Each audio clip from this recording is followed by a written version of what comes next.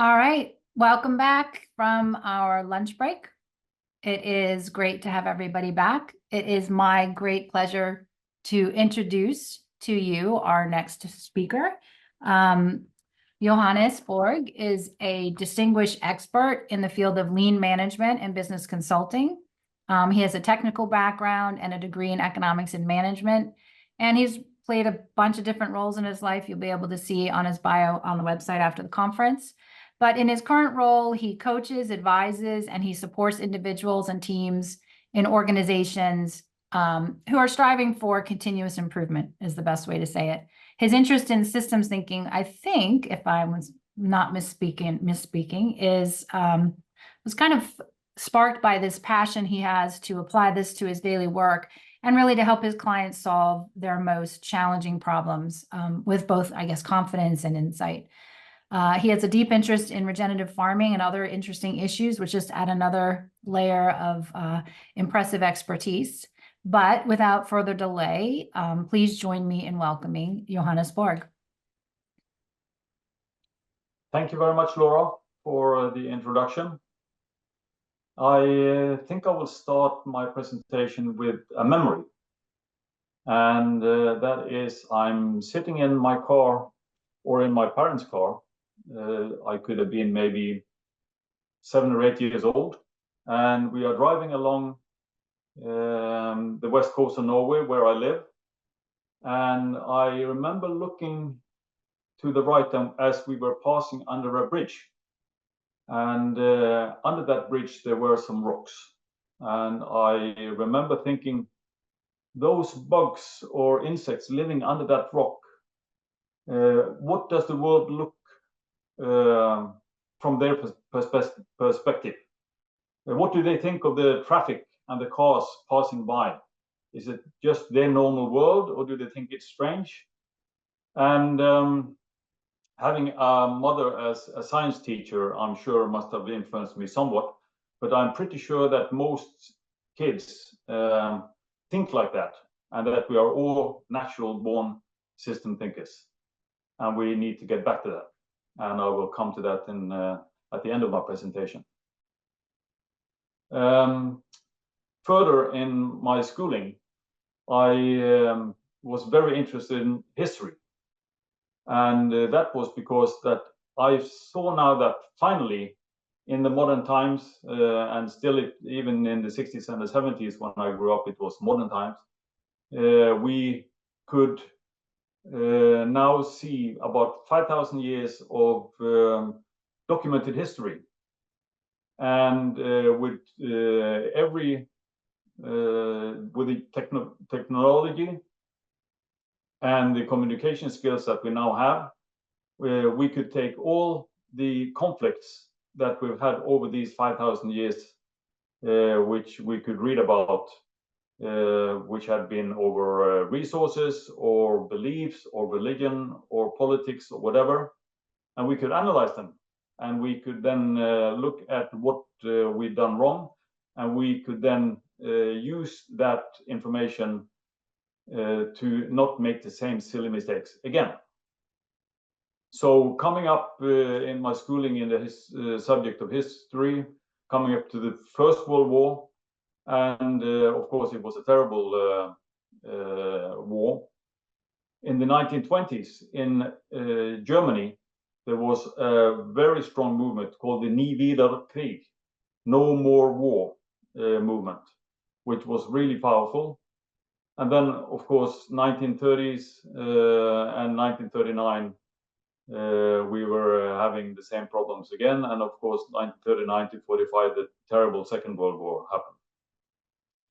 And for me, this became then quite sad, because I was then quite disillusioned and thinking maybe every generation can only and will only learn from their own experiences and their own mistakes.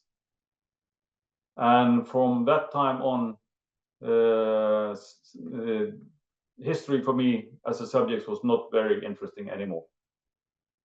So later in my life and in my education, I followed a more practical and a more technical route. But I never stopped asking why. Why did it have to be that way? Why couldn't we learn from our mistakes? And fast forward some decades, I'm working as a process improvement coach and advisor for the oil and gas service industry in Norway and for the North Sea. And I was introduced to the book of Peter Senge, the Fifth Discipline, and later also DSRP and system thinking through my good friend and mentor Bjarne Bergvik, who then later also brought me along, and we together took this 8 weeks course with Laura and Derek, which really was a game changer for me. Because finally, I found a bunch of people who were thinking like me about and asking the questions about how do we think and why do we think the way we do, and interested in seeing the systems and the whole big picture of things. So I found out that maybe I should go back to my old problem of is it possible to solve the world's wicked problems by maybe looking at it from a different angle, and realizing that it's really not bad people making bad decisions that have unintended consequences. It's good people making the best decisions they know at the time and context that they have, but they're still having unintended consequences due to the lack of seeing the big picture and seeing the actions and reactions down the line of what they do. So that gave me hope, because there are definitely a lot of problems for us to fix, and I will explain a couple of them which are local to Norway. One of them is I live on an island in the western fjord country, where we have a lot of the world's best salmon rivers coming into this fjord system. And actually, the area where I live is a UNESCO biosphere area, dedicated area. So we should take care of this natural environment that we have. Everybody agrees on that, and everybody are doing the utmost so that will happen. The combined policies and efforts that has been taken is killing off our wild salmon. Everybody doing everything with the best intentions, but the result is that the wild salmon population is decreasing. It's due to the fact that the way we are farming the salmon in the same waters that the wild salmon needs to pass going to the ocean, and the lice problem associated with it. But with the best intentions, we get the opposite result of what we want. POSIVID is actually such a great abbreviation. The results of our decisions shows us what the system is rigged for. So that is one good example.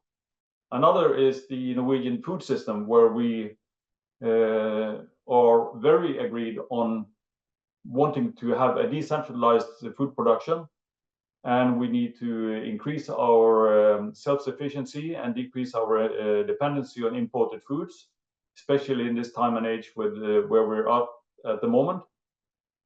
And everybody agreed, the politicians agreed, and the result of all these actions is that our farms are closing.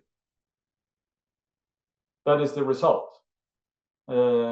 We don't seem to get the aim. We don't get the results that we're aiming for. Another one, which is maybe not only for Norway, but in general worldwide, is, or at least in the industrial world, is the problem with health. We want the best for ourselves and our children, but with the way we conduct ourselves, the way we eat, is creating increased problems, both mentally and physically, in our health. But we don't want it to be like that, but that's what it is. Another one is the way we are producing our food, farming, and this is also worldwide. We are increasingly dependent on not living soil, but just dirt, which are completely dependent on artificial fertilizers, herbicides, and pesticides to function. And that is, of course, creating runoff, is polluting our waterways, and it's making dead zones in the oceans where those waterways go into. So when we're talking about the demise of civilizations, probably the loss of soil and the loss of being able to feed the population is probably the biggest single cause of that. Is the same happening again at the moment? Maybe. So again, best people with the best intentions are making silly decisions with bad outcomes, not because they're bad, but because we don't see the consequences. And we have unpractical mental models that, not doing the job. So the name of the presentation was "It's Our Hope," and I definitely think so. And of course, one of the biggest one is venues like this, with all you wonderful people thinking and doing what we are doing at the moment. But there are also some big trends internationally, which I think is supporting this. And one is the problem that I mentioned last, production of our food. And in your introduction, Laura, you mentioned my interest in regenerative agriculture. And this is really where looking at the whole system shines. And we are having the system looking at not only the living soil, but the various systems, the water system, the energy cycle, the carbon cycle, and the people in this system, and the social communities, the economics, both short-term and long-term, and all this combined.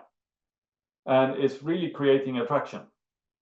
And it's one of the things which are most important, and I think most fascinating at the moment, is also studies looking at the nutritional value of the food produced in this way versus the nutritional value of produced in what I would call a modern artificial way.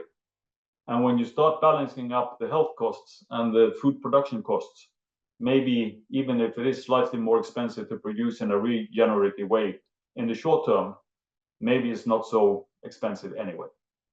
So that is really, really good. You're having in the States the Savory Institute in Colorado, which now have with Alan Savory and his knowledge about this, they got more than 50 hubs now all over the world producing food in this way. You're having Peter Bick with his recent documentary, Roots So Deep You Can See the Devil Down There, where he's scientifically compared conventional and non-commercial farms that actually are bordering. So you're having literally fence line comparisons between one and the other.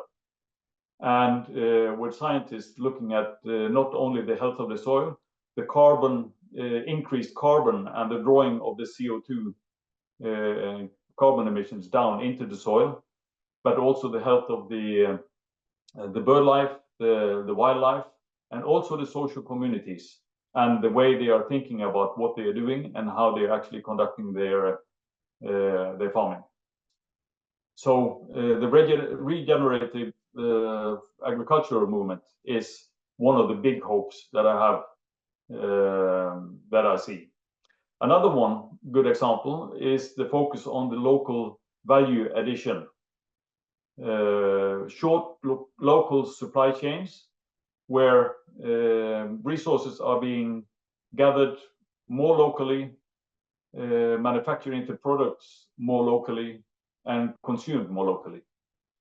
And this is going against what we have been the last 40-50 years looked as normal, which is the intercontinental shipping of raw materials all over the world to somewhere to be manufactured into products which are again being distributed all over the world to be consumed. And these shorter supply chains will of course then omit most of the problems with the environmental problems with the transport, the political insecurities, and so on. Another third really hope and big trend is the circular economy movement, where we are looking at the resource, the reuse and recycling of the various resources. And that again is something which we think is new. But when we look at waste in Norway, we didn't have a word for it 150 years ago. There wasn't a thing called waste. Everything was used and recycled in one way or the other. And when what we call the linear economies versus the circular economy, the linear economy being taking a resource somewhere, producing it, using it up and throwing it away, versus the circular is something that we need to get back to. And you don't do that before you actually look at the system of what we're doing. So that are the big trends. For me personally, getting to know system thinking and DSRP has really come in handy in many instances. And I'll make a couple of examples. In my work as a business advisor, one day we were working at a shipyard, and we were making subsea constructions that were to be placed at the seabed in the North Sea for the oil and gas production.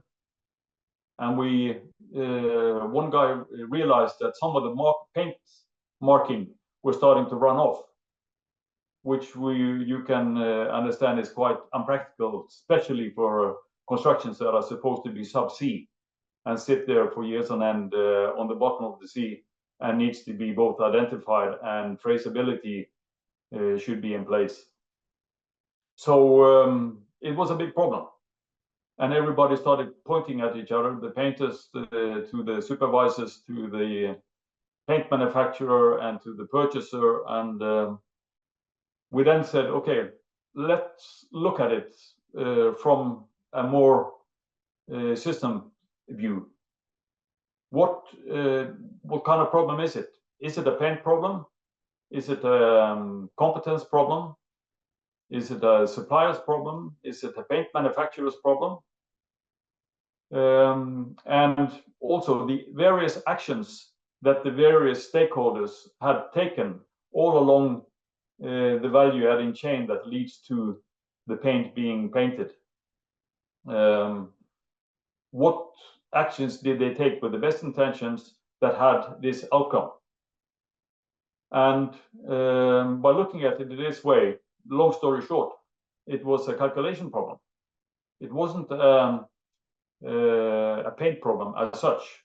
The paint was a perfect substitute that someone had found, which was slightly cheaper and should do the same job, but it was for some reason not compatible with the top coat we were using at the moment, so it ran off. And we probably wouldn't have seen this if we hadn't mapped it out in this way. Another one, which is I'm really enthusiastic about, and I used this example in my course with Laura and Derek, and that was the Trout for Dinner project. And At the time, I was mapping out. I'm very interested in the fishing of the brown trout on the island where I live. I fish a lot and I eat a lot of fish, and I saw that this resource could be utilized a lot better than it was at the moment. And we started a project looking at how can this be done, who are the stakeholders, and how do we need to approach this in order to really make it happen. And by mapping out all the stakeholders, the landowners and the farmers who own the fishing rights, the local cafe who wants to maybe serve the fish, the tourist board who want to have the tourists come in, the tourists who want to go in and fish, the local environmental body, the hunting and fishing club, and so on and so forth. How should we make this project the best by looking at each stakeholder's perspective, and what argumentation do we need to take in order for make the actions logical from each perspective, and by looking at the whole system. And happy to say that the project has become a big success. We have now incorporated and have a cooperation with 3 schools, 1 junior high and 2 preschools, which together with the landowners and our project committee are now cultivating 3 streams and 5 lakes, and increasing the health of the fishing and the activity followed by it. And the regional government are so pleased with this whole project that they are throwing money at us at a pace where we can hardly use it up all. You can only buy so many boats and nets and life vests, but because they're so enthusiastic. So a third example I have, which has been good for me, is that in the local community council, we constantly come into the discussions about priorities for the service for the inhabitants on the island. And of course, we almost always come down to funding. If we only had enough money, we could do this, that, and the other. But by daring to ask, are we sure that it's only funding that is missing? How about looking at the other aspects of what creates not a good service to an inhabitant of the island? Is it a competence problem? Is it a lack of seeing the process flow in the way we are managing the applications for building or whatever? Is it a capacity problem? And so on. And by looking at these things, we can get meaningful discussions that sort of deviate a little bit away from the constant lack of funding problem. So that is in my daily. And also, I'm very happy and fortunate to be part of a think tank at the moment that are looking at, we are in the process of making a program for higher education and a management training program. And later, which I'm most enthusiastic about, is for kindergartens and preschools. And this is to introduce DSRP and system thinking, combining it with mental training like transcendental meditation and visual methodology like Obeya. And that is very interesting, because we also want to see if we can measure the mental maturity of the various participants before and after this program. And it's in the very early stages at the moment, but that is really looking promising. So I will start to conclude a little bit. Will we save the world? I don't know. I will like to think so. And by looking at the whole system and having venues like this and making enough of a critical mass of people who can look at what we're doing in a different way than before, so we don't do the same silly mistakes as we have in the future. I think we can really make a change. And if I ever should be so happy to be in a car or a bus somewhere and I hear someone say that, wonder what the bugs in the grass or under the rocks are thinking of us sitting in this tin can passing by, I will think that, yes, somewhere, sometime we planted that seed somewhere. Thank you for your attention. That was great. Thank you very much. I like your style, Johannes. You just lay it all out there and say what you think. And I loved all the stories. I thought that was really endearing and inspiring. And I like the big questions you're asking along the way. So the first thing I think would be good to talk about is you mentioned very early on when you first started with the story of, looking at things from the bug's perspective, that you believe we're all naturally born to be systems thinking. I'm wondering if you could talk a little bit more about that, and then also what causes us to lose it along the way, in your opinion. I honestly believe so, because talking to kids, I have kids myself, obviously, and by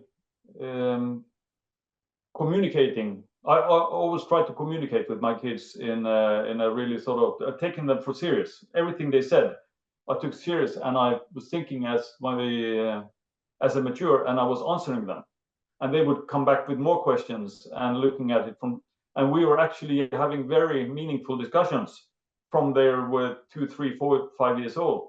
Of course, on their based on where they were at mentally at the time. Mm-hmm. So I think it's there in us. Mm-hmm. But I do think that when we come into school, what the system teaches us is to remember what we read and to please the teacher. Mm-hmm. And the critical thinking and the creative thinking is being bred out of us along the way. And that is what I really hope that with this ALIOS, accelerated learning in organization and society, that's the abbreviation, that will maybe we can do something with that. Yeah, no, I think that's a great answer. I think one of the things that struck me when you were talking is you took us down this sort of spiral of where you were losing hope, and then you sort of reconnected with that idea of always asking why as you're going through life's experiences. And I guess what that made me think of is not only that children naturally are asked, I mean, sometimes when they're young, they ask you why 100 times about the same thing, and it feels, like you just need them to take a nap because they don't stop asking you why. But it's nice to sort of come back to that and say, well, if we're always asking why, when you said, you started out with DSRP sort of teaching you how to think, and then you actually sort of hinted that we can solve the world's problems by looking at them differently. And I'm wondering if you could, for the audience, some of the audience is new to all of this. What caused you to sort of connect DSRP back to the why and sort of get that curiosity back going for you in your own life? When you introduced me, you also introduced me to as someone who advising lean and continuous improvement and the Toyota production system. And one of the main problem-solving techniques we have is 5 why. It's become a term. And that's just like a 5-year-old asking, well, why is that? And why is that? And as you say, it's they do it as a game, as a joke, but it's also a way for them to experience how the world is really working. And that's exactly what we're doing in 5 why problem solving, getting to the root cause, the real reason why our systems allow our problems to happen. Mm-hmm. So it was that asking why methodology with DSRP, for me, the whole DSRP is actually looking at why do we feel the way we do. Your film, the little film about the big problem, a big question, is really all about that. And when I'm also a teacher for efficiency and productivity science, and the students get it, looking at the film and just asking why is it that we have these various perspectives. The knowledge of the mental models is hugely powerful, because by just realizing that we all, I call it our bricks in our backpacks. We all carry various bricks with various weights in our backpacks along the way, and we just have to realize that that's what they are, and that influences us why we look at things the way we do. And again, with the perspective rule, which is probably for me the most brilliant, is that, as it was said, when you look at things from a different perspective, the things change. Yeah. And that is probably one of the greatest things when talking about this with customers or with pupils, or just with a bunch of friends. They say, well, okay, you're going to have this speech at this conference. What's all that about? And I tell them 5 minutes about DSRP. And they all start going, oh, well, in my communication with my wife or my friend or whatever, we always seem to get to, because we see it from so different angles. Yeah. So it came together. I got a language, and I got a community which really clicked. So that's what I meant by coming home. Yeah. Yeah. No, that's great. I think that's really insightful. I was curious to hear, it's funny to me that you just mentioned the root cause, looking for the root cause of something. But in listening to the first example where you were talking about the way we farm fish, the way we produce food, the related health issues, and then the sort of larger environmental impact, or I guess you said loss of soil is sort of the biggest threat. To what extent is your experience that really more often than not, it's not really a root cause, but more a web of causality that you're finding as you're working your way through these different kinds of things you've mentioned? I think the main problem is the unintended consequences. And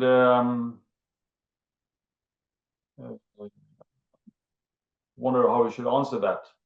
It's could you maybe rephrase it again, or try again, please? Yeah, sure. I mean, for me, I mean, we teach students in public policy, graduate students, and yes. there is a wide body of practice that a lot of people try to find the root cause. They ask the why of the why of the why of the why, and they're trying to get to one single thing. But one of the things, as the cause of some very complicated, interconnected problem. And one of the things that I would argue, and that our students really have learned and been pushed back on, is often when you have a problem that is actually multi-pronged and has sort of a web problem, then you really need to see the cause as not just one thing, but a set of interconnected stuff that's all acting together. Yes. To lead to the thing that you're talking about. So in particular, your issues around the farming and the food production and the health, and that to me struck me as a webbed problem that had maybe webs of causality, not one. That's what I was asking. Yes. Oh, absolutely. There is never only one root problem, but all the root problems are systematic. It's never a people problem. It's, as I said, it's the best people making bad decisions, and it's because they don't see the interconnection between the various root causes, and you don't see the action reactions on the various levels along the line, which ends to these unintended consequences. So I would say if you were to pick one main root cause, it's the inability to see the big picture and the complex structures and the various interconnected things. And you don't see that before you map it. When you map it, you see it, and then you can talk about it. Yeah. And that is one of the actually one on the wild salmon problem. I'm a member of the local council. Yeah. And it came up, and we were going to approve another plan for another sort of 3 years program in the sea. And by just bringing in the other perspective, saying possibly actually say that we just need to realize that we are prioritizing a short-term profit in fish farming because it's hugely profitable. And we are just expanding the wild salmon in the process. We should just be aware of that is what we are doing. And by showing these connections, actually it turned around quite a few people, and we managed to get in a quite powerful message that maybe will change some things. So I think people will understand when it's being described, and by showing them perspectives that they don't see themselves. People are not stupid, but we just need to show different possibilities and perspectives. Yeah, no, I think that was well said. I agree, and I liked that that you kept getting to each of your examples. I heard you say in each one, and then we mapped it, and then we mapped it, and then we mapped it. And I guess I'm wondering if you could speak a little more broadly to some of the people in the audience who aren't really familiar with what is the value in the processes that you were involved of actually mapping it? Like, what did that do for you personally, and then you as a group on board with what you were thinking about? Mapping, meaning making it visual, so the team see the same thing at the same time as a group. That affects us a lot.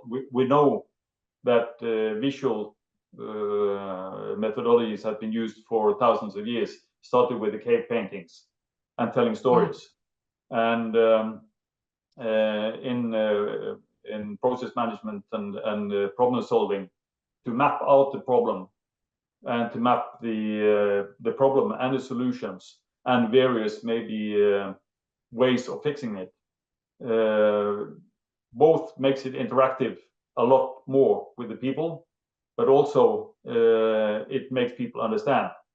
And you have shown the cortex man, how our neurons are connected to our eyes and our hands.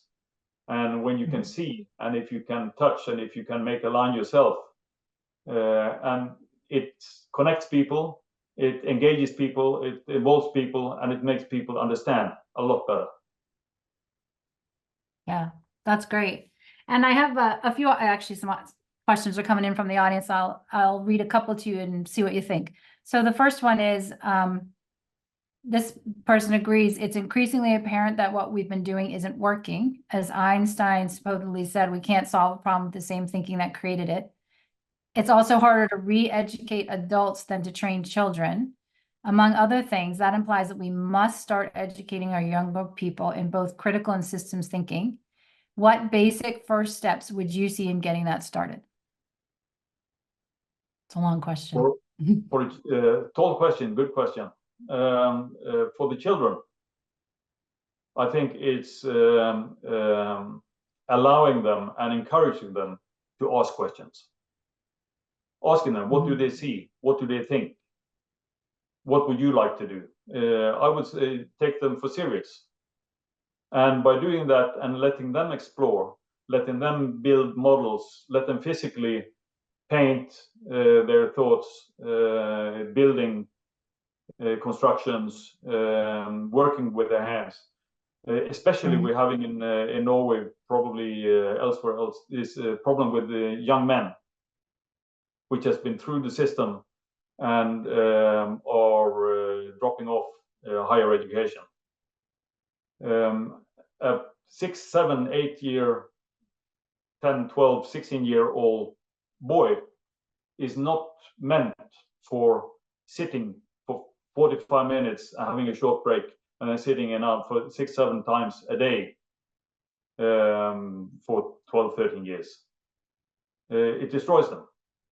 You need to interact a lot more. And that we are very lucky on the island. 2 of these schools that I mentioned are Montessori schools. I don't know if you know the teaching of Montessori, but it's very, they are really more creative. They are using a lot of these things that we're talking about, more physical, more hands-on, more practical orientated problem solving solutions, and it seems to be working.